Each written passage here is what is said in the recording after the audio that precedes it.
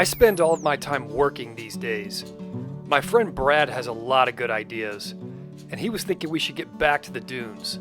I used to go riding there on my Raptor, and now I've got some new machines that were born for that kind of riding.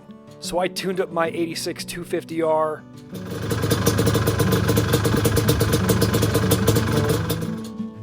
and mounted some paddle tires on the Fourtrax. Some of you might have seen my video on the TRX from when I rebuilt it. If you did watch it, you'll recognize this Tri-Z. It turns out that the buyer lives in Phoenix, which is on the way, so we agreed to drop it off. So without any delay, we got the trailer packed, hopped in the truck, grabbed nothing but the bare essentials, and left the icy planet of Denver, Colorado for the sandy deserts of Glamis, California. But not before stopping in Albuquerque for Mexican food. Growing up in southern Arizona, we eat Mexican food once a day.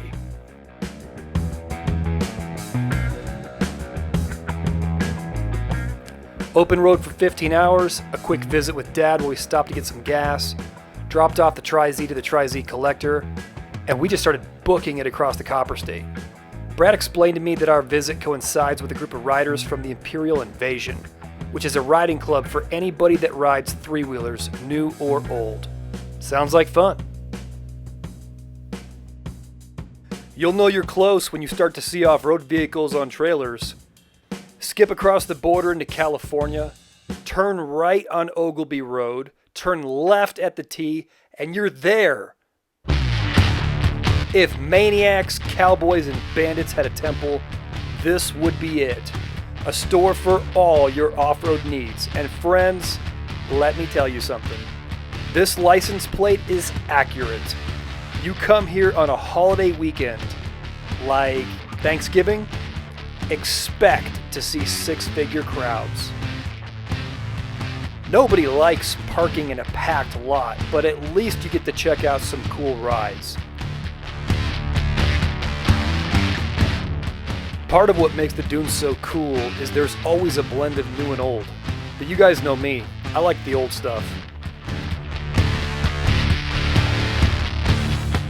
First order of business was to drop the bikes. Second, go find some guys who want to get in a quick ride before dark. Once the sun sets, we unpacked, made camp, and prepared for a big morning. Brad took off early with a group of guys while I started jetting. Riding two-strokes, living at 7,000 feet, and riding at 10,000 feet often, jetting is a big part of my life. But I did take a little time that morning to chat with some of my neighbors. This was one of the nicer buggies camped next to me. Once I got the jetting dialed in, we got some guys together and went deep into the dunes. Jason, the guy in the middle, carved out some phenomenal lines for us. He rides a 250R with Baja lights, which was such a cool throwback. This was a great group of guys to ride with, and we would go out many more times. But take a look at this photo, and now let me show you how far we rode to get there.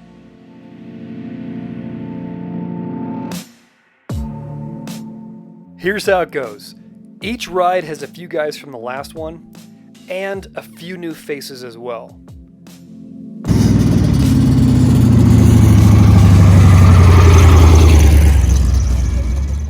You always leave camp like a bat out of hell.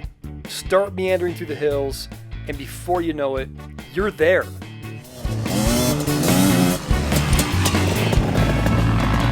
Here we are at the swing set in Glamis 2020. The swing set is an iconic landmark of Glamis, a memorial for a former member of the duning community. This destination serves as the perfect spot for picnicking with people you care about and a place to view the action on the surrounding hills.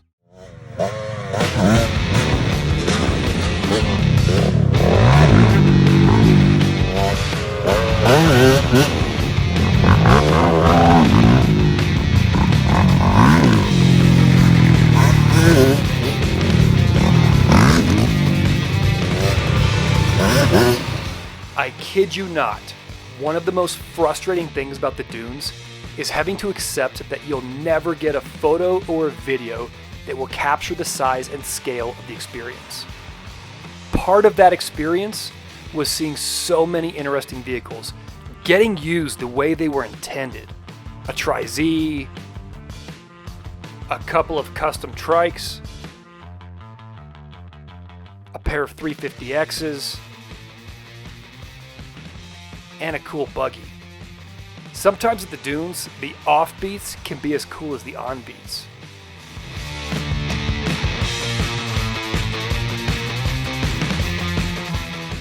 One of the guys had a Jeep that interested me. It was super clean and it was custom, no doubt about that. If you're a Jeep enthusiast, I think you'll appreciate this one. It had about 1,600 horsepower if I remember correctly. The owner agreed to rip it up the hill for me as we went rolling out, and I'll let you guys hear it.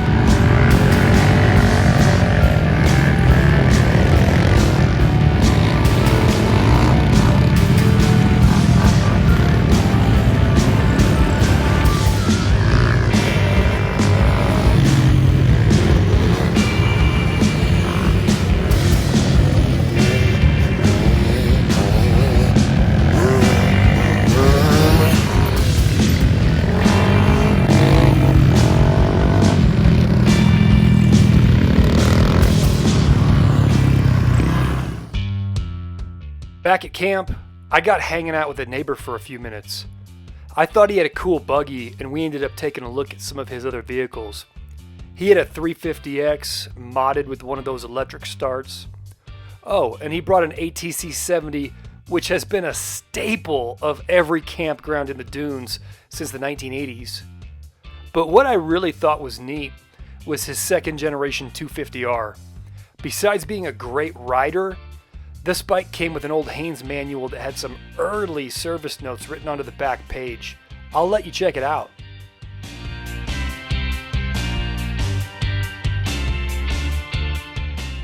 Meanwhile, at the trailer, there was work to be done. My chain had come loose on that last ride, and when you ride hard with slack in the chain, you might end up chopping off some teeth. It's all good though. I was planning on changing sprocket sizes anyways, and there's a store up the street. The TRX came back together just fine. These old bikes are easy to work on, and I called it a day. But not everyone.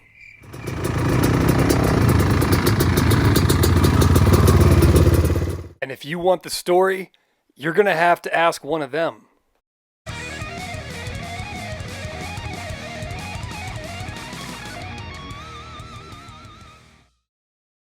Next day, folks wanted to see some of those big walls, and the Imperial sand dunes has plenty of that. Ride on over hills 4 and 5, and you'll find as much action as you have fuel. There's no wrong way to hill climb, and you'll see guys going up it, down it, and crab across the side. You can even use that lip on top as a jump in either direction.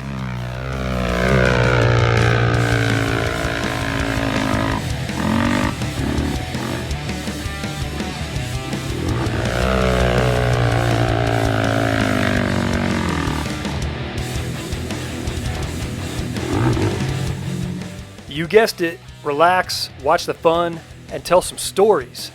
A lot of times riders will meet up on that top ledge to get a little closer look at the action.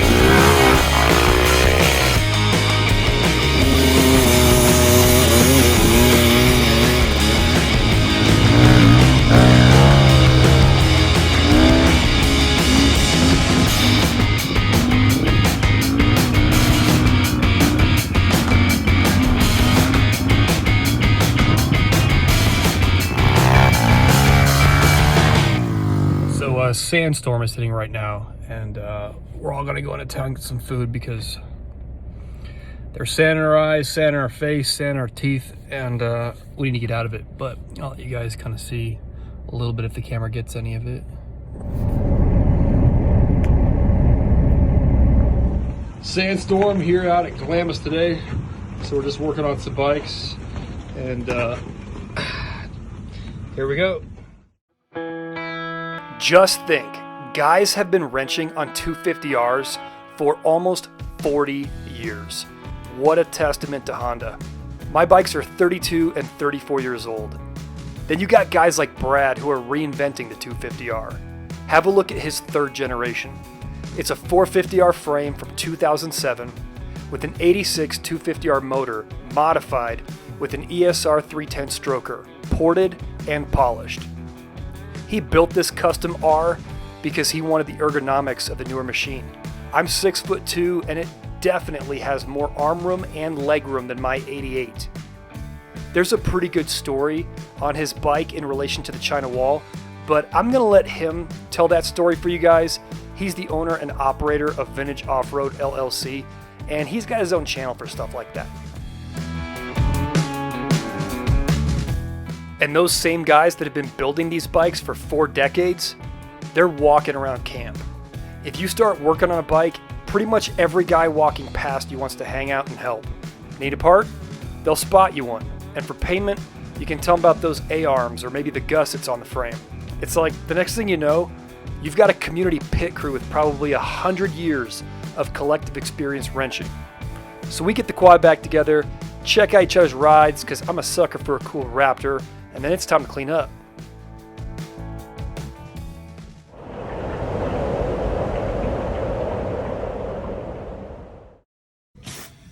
Nothing like a little sand in your trailer where you sleep.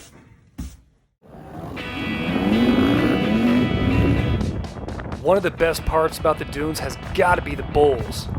Hammer on the gas to use your power and speed to stick to the upper edge and go blasting around the top. Back to my earlier comment about the scale of the dunes, it's really hard to capture the size of these bowls, the steep sides, and the speed you're using to cling to the rim. When you're up there on that top lip, you're going very fast, probably 4th gear, wide open. You can feel the G-forces keeping you stuck to the wall, and when you look over your shoulder into the bottom dead center, only then do you realize how high up you are.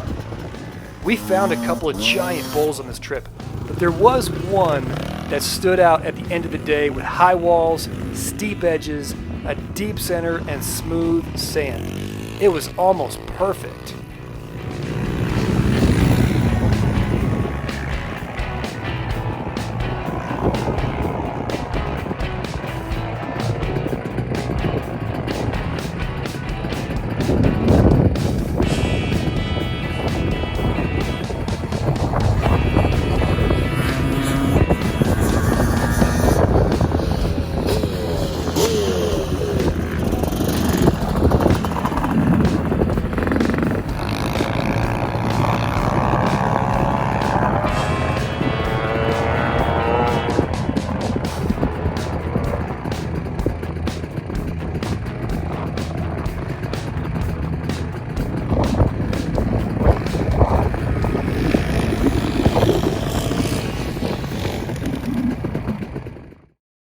Later that night, I went on a ride by myself and watched the sunset. I hadn't noticed it until now, but this trip was a lifelong goal.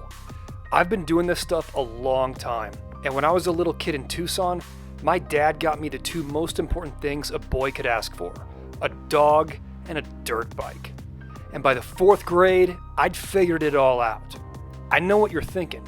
How much can a 4th grader know about riding or life in general? Plenty. I knew that all the hard men of riding rode 250Rs, and that I wanted to get big enough to ride one in the same places I saw in all my magazines.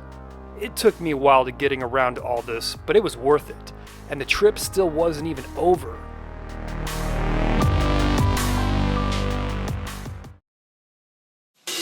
The best place to go in the morning might be Oldsmobile Hill, so we formed a posse and headed northeast.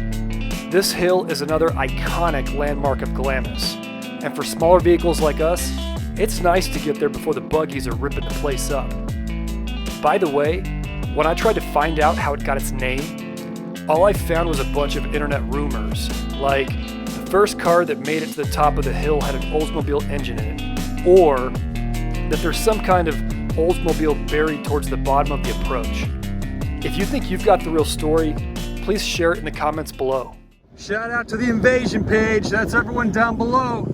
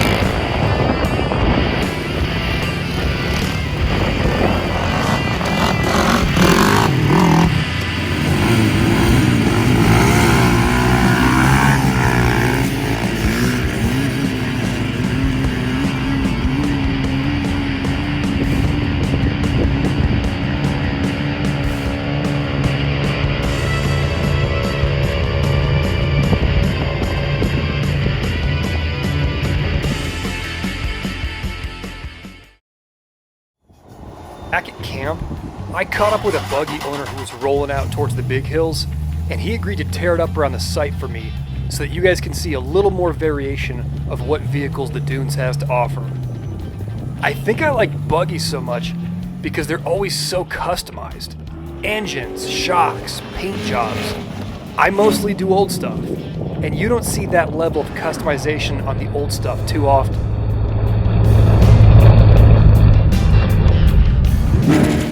So there's this Jeep. Got talking with the owner. It's a modified CJ5 that was pretty slick. I want to take this time to thank all the Jeep owners who've helped us riders out. It's always nice to have a Jeep in the convoy for when something goes wrong, and we all know that something always goes wrong. I grew up with a guy whose dad still has an old flat fender CJ3B, and he was always pulling guys out of flooded washes in our neighborhood and helping other guys out in the dunes. And of course, this Jeep owner was no different. He also had a side-by-side, and when one of our riders broke a chain on a hilltop, I think he might have been the one who helped him out. Also, if you remember when I broke those teeth on my sprocket, he followed me back to camp. So just another example of dune culture. But all good things must come to an end, and I think we all want to scrape the barrel on our last day of any vacation. We'd driven over 1,000 miles to get to Glamis. In 4 days, between our 4 bikes, we burned 50 gallons of fuel. I made some new friends and took something like 500 pictures, but still, you want to find a nice bookend. I wanted to find something fast, something mean, a way to end this trip, a way to end this video. And when I was up there, I found it. So get to higher ground.